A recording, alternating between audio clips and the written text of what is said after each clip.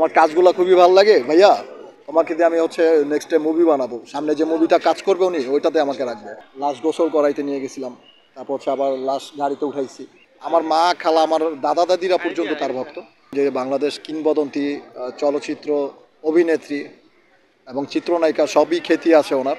ওনার অনেক খ্যাতি আছে ওনার। এইসব কথা বলে ফুরানো যাবে না, কারণ উনি আজকে না ফেরার দেশে চলে গেছে। বিশ্বাস হচ্ছিল না আমার। গতকাল রাতে যখন আমি জানতে পারি যে আমার আপু, মানে আমাকে ছোট ভাই বলতো, আপু অঞ্জনা আপু নেই দুনিয়াতে, তখনই আমি হচ্ছে রাত 2:30 বাজে কেরানীগঞ্জে ছিলাম, ঢাকা কেরানীগঞ্জে। ওই মুহূর্তে আমি চলে আসি আপুকে দেখার জন্য, যে ওনার লাশটা দেখবো।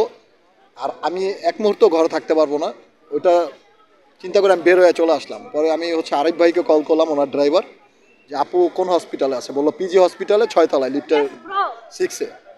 তো ওই মুহূর্তে আমি হচ্ছে আসলাম। আসার পরে আপুর সাথে অনেক স্মৃতি আছে আমার।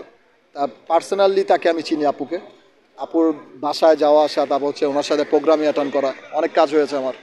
তো আপু বলছিল যে হিরো তোমাকে দিয়ে, তোমার কাজগুলো খুবই ভালো লাগে ভাইয়া, তোমাকে দিয়ে আমি হচ্ছে নেক্সট মুভি বানাবো, সামনে যে মুভিটা কাজ করবে উনি ওইটাতে আমাকে রাখবে। তো সেটাও হয়ে ওঠেনি, সেই সৌভাগ্যটা হয়ে ওঠেনি আপুর সাথে একটা সিনেমাতে স্ক্রিন শেয়ার করার। তো আমি দোয়া করব, আপু খুবই ভালো মানুষ ছিলেন।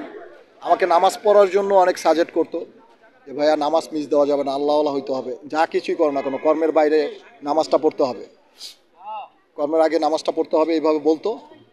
আপু, আমি একদিন একটা বিপদে পড়ছিলাম, সেই বিপদেও আপু আমাকে অনেকটাই সাপোর্ট করেছে। আমি হচ্ছে থানায় গিয়ে আশ্রয় নিই, মানে আমাকে মেরা ফেলার প্ল্যানিং করছিল। আমি থানায় গিয়ে, নারায়ণগঞ্জ থানায় গিয়ে আশ্রয় নিই। তারপর আপু হচ্ছে ভিডিও কলে আধা ঘন্টা 1 ঘন্টা হচ্ছে দারোগাদের সাথে যখন যখন যখন দরকার পড়ছে তখনই কল দিয়ে জিজ্ঞাসা করছে আমার ছোটো ভাই কী অবস্থা, ওটা দেখে রেখেন, ওর যেন কোনো প্রবলেম না হয়। আপু যখন মারা গেছে এটা শুনে আমি বিশ্বাসই করতে পারছিলাম না। আমার মনে হচ্ছিল যে আমার মাথার উপর দিয়ে মনে হয় বটগাছ চলে গেছে একটা। তারপর থেকে আমি চিন্তা করলাম যে আপুকে টাকা পয়সা না, তো এখন তো হচ্ছে গায়ের শ্রম দিয়ে হচ্ছে তার ঋণটা শোধ করতে হবে। আর সে তো আর নাই এই দুনিয়াতে, কেউ আর তো আর বলবে না যে সাকিব আসো অমুক জায়গায় যাই তোমাকে নিয়ে। তারপরে আমি চেষ্টা করলাম যে হসপিটাল থেকে তার গোসল করানো, তারপর তার ট্রলি ধাক্কিয়ে নিচে নামানো, তারপরে লাশের গাড়ির সাথে আসা থেকে শুরু করে এই পর্যন্ত এফডিসিতে আসি। চিন্তা চেষ্টা করব যে আপুর লাশ দাফন করার পর জানাজা থাকবো, তারপর দাফন করব। তারপর হচ্ছে এগুলো করতে পারলে মানে আমি ঋণ শোধ করতে পারবো মনে হয় আমার কাছে। হ্যাঁ, আমি রাত 2টা বাজে পাইছি। রাত 2টা বাজে, তখন ওই মুহূর্তে কোনো গাড়ি নাই।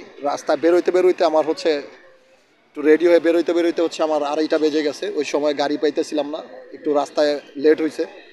3টার দিকে আর কি আপুর ওই হসপিটালে আর কি উপস্থিত হয়ে এসে তখন জয় চৌধুরী ভাইকে দেখলাম, তারপর সনি ভাই ছিল, আরও কয়েকজন লোক ছিল। তারপর সকালবেলা আবার আসছে হচ্ছে ওই যে সুব্রত দাদা।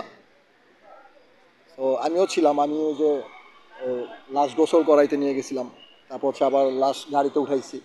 মানে যা যা করা লাগে আলহামদুলিল্লাহ সব সম্পূর্ণ হয়েছে। এখন হচ্ছে আমরা এই জোহরের পরে হচ্ছে আমরা করব, জানাজা করব। জানাজা করার পর বনানীর কবরস্থানে নিয়ে হচ্ছে তাকে দাফন করা হবে। দোয়া করবেন ইনশাল্লাহ। আর আপুর যারা ভক্ত আছেন, চিত্রনায়িকা অঞ্জনা আপুর ভক্ত, আমার মা খালা আমার দাদা দাদিরা পর্যন্ত তার ভক্ত। সে একজন ভালো মানুষ ছিল, ভালো মানুষের ভক্তবিন্দু থাকবে, এটাই বাস্তব। আর আমি তাদের কাছে দোয়া চাই, যে আপু খুবই পার্সোনালিভাবে চিনি, আপু খুবই ভালো মনের মানুষ ছিল। তার জন্য সবাই দোয়া করবেন, আল্লাহ যেন তাকে ভেস্তে নসিব দান করে।